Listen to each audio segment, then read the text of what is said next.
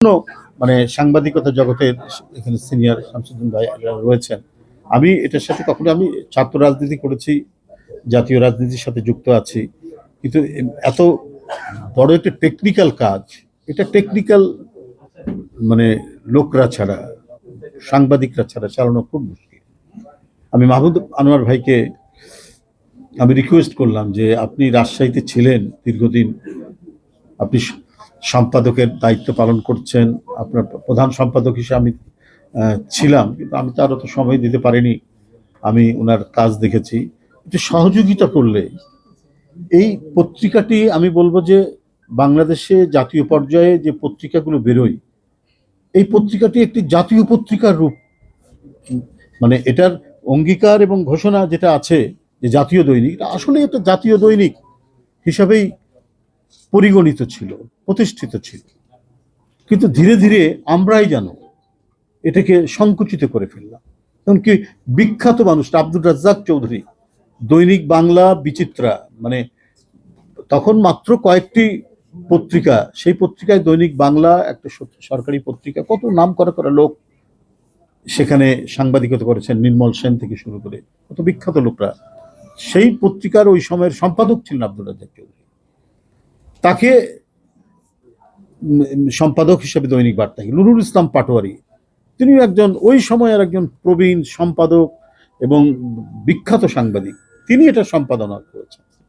কামাল লোহানী, নাম শুনেই আপনারা বুঝতে পারবেন যে কি কত বড় মাপের মানুষ, তিনি এর সম্পাদক ছিলেন। বাহাউদ্দিন চৌধুরী, তিনি এর সম্পাদক ছিলেন। কিন্তু এই পত্রিকাটি ক্রমান্বয়ে ধসে গেল। সর্বশেষ আমি বলবো যে এই মাহমুদ আনোয়ার ভাই, তিনিও আর বেশি দিন থাকতে পারলেন না, অবস্থাটা এরকম। অথচ আমার মনে আছে একটা জিনিস, মানে অনেকেই বলেছেন ইতিহাস বলতে গিয়ে, এটার একটা ইতিহাসের পেছনে যেটা আছে, শহীদ রাষ্ট্রপতি জিয়াউর রহমান এটা প্রতিষ্ঠিত করেছেন যে তখন উত্তরাঞ্চল, এখন তো দুইটা বিভাগ হয়েছে, রাজশাহী এবং রংপুর বিভাগ, তখন গোটা বিভাগে বা গোটা উত্তরবঙ্গ, এই উত্তরাঞ্চলে একটি জাতীয় দৈনিক বের করার জন্য প্রথম এটার একটা হওয়া উচিত ঘোষণা দিলেন সরকারের প্রতি মৌলানা ভাসানী ফারাক্কা মিছিলের জন্য প্রথম যে জমায়েতটা হলো রাজশাহীতে, যেখান থেকে মিছিলটা শুরু হলো, মাদ্রাসা মাঠে তিনি বললেন যে রাজশাহী থেকে একটা জাতীয় দৈনিক এখানে হওয়া উচিত। এই ঘোষণার পরিপ্রেক্ষিতে সাথে সাথেই ওই বছরে 16ই মে হলো লং মার্চ, মৌলানা ভাসানীর নেতৃত্বে সে বিখ্যাত ঐতিহাসিক ফারাক্কা মিছিল। আর ওই বছরেই শেষের দিকে রাষ্ট্রপতি জিয়াউর রহমান দৈনিক বার্তার ঘোষণা দিলেন। আমরা তখন কেবল মানে ম্যাট্রিক পাস করে কলেজে ঢুকছি, আমাদের চোখের সামনে, কলেজ ফার্স্ট ইয়ার ছাত্র আমরা তো আর একেবারেই ছোট না, আমাদের চোখের সামনেই তো এটা হচ্ছে। কি রমরমা পরিস্থিতি দেখেছি।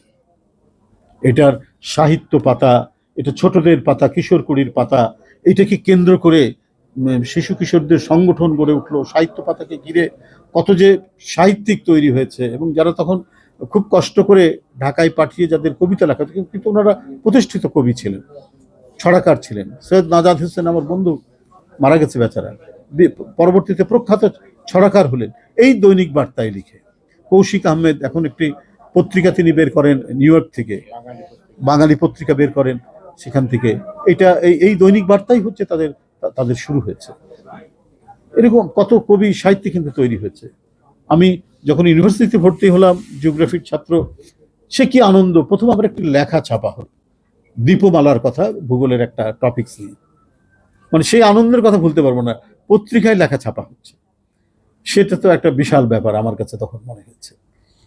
তো এই যে দৈনিক বার্তাকে কেন্দ্র করে শিল্প সাহিত্য যে জগৎ, সে জগৎটা রাজশাহীতে গড়ে উঠলো। আপনারা বিশ্বাস করেন যে পাড়ায় পাড়ায় এত মানে গানের স্কুল ছিল, এখন আর আমি সেটা দেখতে পাই না। সুরঞ্জনা, সুরঙ্গমা, এবং বিখ্যাত আপনার ওস্তাদও ছিল, আব্দুল আজিজ বাচ্চু ছিল না, সব নাম করা লোক, এখন আর সেরকম দেখি না।